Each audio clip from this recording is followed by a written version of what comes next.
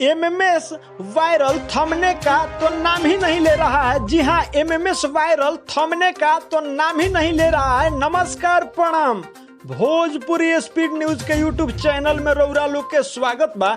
जी हाँ, रउरा लोग के बता देहल चाहत हई कि अब ही शिल्पी राज के मैटर ठंडा ना भइल तले एगो नया मैटर तुल पकड़ ले बा। जी हाँ, एगो नया एमएमएस वायरल होके लागल बा, काफी ट्रेंडिंग में बा।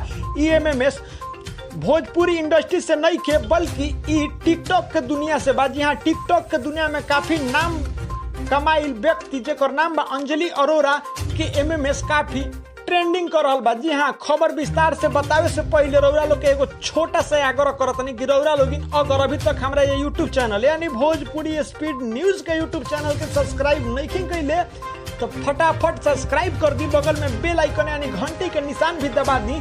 जी हाँ, रउरा लोग खबर विस्तार से बताओ तनी। ई अंजलि अरोरा कच्चा बेदाम जैसन गीत पर काफी रील बनैले रही, जो काफी ट्रेंड कर गई रहे रील। साथे साथे टिकटॉक जैसन प्लेटफॉर्म पर, अनेकों प्लेटफॉर्म पर, इंस्टाग्राम पर अंजलि अरोरा काफी एक्टिव बाड़ी, काफी पॉपुलर बाड़ी। साथे साथे कंगना रनावत के एगो शो बा, जौना शो के नाम लॉकअप में भी गई रही। जी हाँ, लेकिन हाल फिलहाल में अंजलि अरोरा के एगो एमएमएस ट्रेंडिंग कर रहल बा। जी हाँ, रउरा लोग के बता देहल चाहत हैं कि अंजलि अरोरा के ट्रेंडिंग करता है वीडियो यानी बलगर वीडियो अंजलि अरोरा के ट्रेंडिंग कर रहल बा। जी हाँ, अब हमारा तो एक एगो बात रउरा लोग से पूछल चाहत हैं, हमारा समझ में भी नहीं आवत कि का अब हिट होके खातिर अपन नाम पब्लिक के बीच में कमाए खातिर का एमएमएस वायरल कईल जरूरी हो गईल बा का।